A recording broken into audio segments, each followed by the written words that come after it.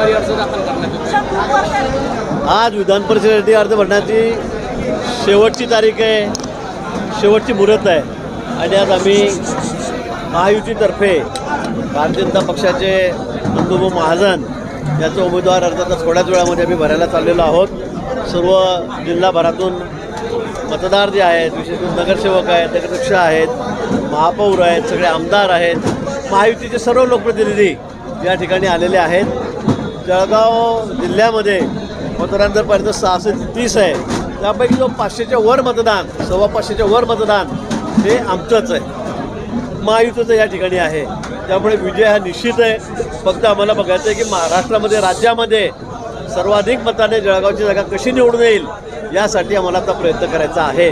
त्यासाठी आमचा आता प्रयत्न चाललेला आहे आणि मला खात्री आहे की यावेळेला नंदू महाजन हे बहुमताने, मोठ्या संख्येने या ठिकाणी निवडून येतील. जळगावच्या जागेसाठी शिवसेनेने मोठा आग्रह धरलेला होता.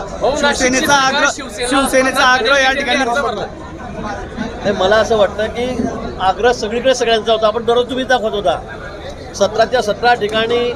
मग शिवसेना मागत होती, अनेक ठिकाणी राष्ट्रवादी काँग्रेसही मागत होती, अजितदादा गटाची आम्ही मागत होतो, पण शेवटी तडजोड झाली. हे शेवटपर्यंत बोलण्यास सुरूच असतात, आपण प्रत्येक निवडणुकीमध्ये बघतो आहोत.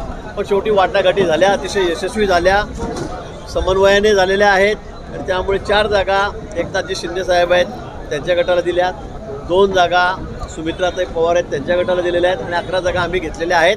आता या सगळ्या विषयावर पडदा पडलेला आहे, पण आम्ही सगळेजण मिळून एकत्रितपणे या जागा आता निवडून आणू. विरोधकांना खातंसुद्धा उघडता येणार नाही. 17 पैकी एकही जागा त्यांना, जी परिस्थिती जी महापालिकेत झाली, नगरपालिकांमध्ये झाली, विधानसभेत झाली, तीच परिस्थिती किंबहुना त्यापेक्षाही वाईट परिस्थिती त्यांची या विधान परिषदेच्या निवडणुकीमध्ये होणार आहे. नाशिकच्या जागे गणेश किती माघार घेतील का? कारण त्यांनी अर्ज भरला शिवसेनेचे. मला वाटतं अनेक ठिकाणी आहेत, कार्यकर्त्यांनी फॉर्म भरलेले आहेत, अर्ज भरलेले आहेत, अजून अर्ज भरले सुरूच आहेत. आता एबी फॉर्म नाही मिळाला तर त्यांचे अर्ज बाद होतील. त्यांनी भाजप लिहिलं आहे, ते जे अपक्ष राहतील त्यानंतर आम्ही त्यांना सांगू, त्यांची मनधरणी करू, ते माघार घेतील. महायुतीमध्ये कुठेही दरार पडणार नाही, महायुतीमध्ये कुठेही बंडखोरी होणार नाही याची काळजी आम्ही या ठिकाणी घेऊ. आणि मी सांगतो की आम्ही सगळे 100% निकाल 17च्या 17 जागा या महायुतीला निवडून आणू. अनेक उमेदवार या ठिकाणी इच्छुक होते. अनेक लोकांची चर्चा होती जळगावमध्ये देखील. आता काही यादी जाहीर झालेली आहे, काहींमध्ये नाराजी पाहायला मिळते. भाऊ नंदू भाऊंचं नाव नेमकं कुठे पुढे गेलं, कोणती बाजू निर्णायक ठरली? कुठेच नाराजी नाही आहे. नाराजी असती तर मग या ठिकाणी अमोल शिंदे आले असते का? नसते आले. नंदू वाढवणे आले असते का? नसते. आज आमच्या केतकीताई आलेल्या आहेत, त्यांचं नाव खूप पुढे होतं, त्यासुद्धा 2-3 तासापासून इथे झालेल्या आहेत. गोविंद अग्रवाल आहेत आमचे नगराध्यक्ष शेंदुर्णीचे, ते सुद्धा या ठिकाणी आहेत. आमच्यामध्ये कुठेही नाराजी नाही. तुम्हाला कोणी बोललं का? नाही. त्यामुळे आता सगळ्यांनी ठरवलेलं आहे, सगळे मिळून आता ही जागा लढवायची आहे. मग आमच्या पक्षातले असतील, महायुतीचे घटक पक्षातले लोक असतील, नेते असतील, आम्ही सर्व मिळून ही जागा विक्रमी मतांनी यावेळेला निवडून आणू. स्थानिक कार्यकर्ते दिसत नाही. आता गुलाबभाऊ मुंबईत आहेत, आपल्याला कल्पना आहे. अमोल भाऊ या ठिकाणी आहेत, चंदू भाऊ आहेत, त्यांचा मुलगा या ठिकाणी आलेला आहे. पण तुम्हाला जे लोक बाहेरगावी आहेत त्यांच्याबद्दल आपण काय चर्चा करावी मला कळत नाही आहे. सगळे या ठिकाणी आहेत, रोज चर्चा झालेली आहे. कालपर्यंत आम्ही सोबत बसलो होतो, माझ्या घरी बसलेलो होतो. गुलाबभाऊची आज सकाळी झाली, आत्ता एका तासापूर्वी चर्चा झाली, त्यामुळे मला मुंबईला थांबावं लागलं, म्हणून मी इथे आहे.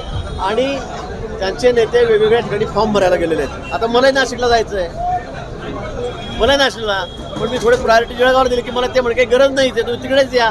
पण मी इथे आता फॉर्म भरला, आता इथून मी नाशिकला चाललेलो आहे. त्यामुळे काही जण या ठिकाणी येऊ शकल्या नाही. अनिल दादा आहेत, आमच्या वहिनी या ठिकाणी आलेल्या आहेत, गुलाबरावजी देवकर या ठिकाणी आहेत, सगळे या ठिकाणी आहेत. आता एखाद दुसरा जण नसला, त्यांना बाहेर जावं लागलं फॉर्म भरायला नेते म्हणून, तर मग त्यांचं नाव घेऊन आपण दरार पडली, नाराजी आहे असं समजण्याचं अजिबात कारण नाही. प्रताप पाटला नाही उमेदवारी अपेक्षित होती, त्यांच्या कार्यकर्ते नाराज झाल्याचं पाहायला मिळतंय. आता मी तुम्हाला तेच सांगतोय की आता जागेचं वाटप झालेलं आहे. 4 जागा शिवसेनेला मिळाल्या, त्यात त्यांनी 4 जागा मागून घेतलेल्या, त्या आधी मागितलेल्या होत्या. त्यांची जागा नाशिकची आहे, मी त्यावेळेलाही म्हटलं होतं की नाशिक तुम्ही आम्हाला देत असाल तर जळगाव आम्ही तुम्हाला देऊ, पण ते त्यांच्याकडून होऊ शकलं नाही.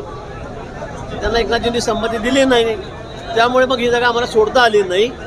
संख्येचं गणित त्याच्यामध्ये होतं आणि म्हणून मग आता ही जागा भाजपच्या वाटेला आलेली आहे. आम्ही एकत्रितपणे सगळेजण मिळून काम करू आणि पुन्हा सांगेल की महाराष्ट्रामध्ये सर्वाधिक मतांनी आमची जागा निवडून आलेली असेल.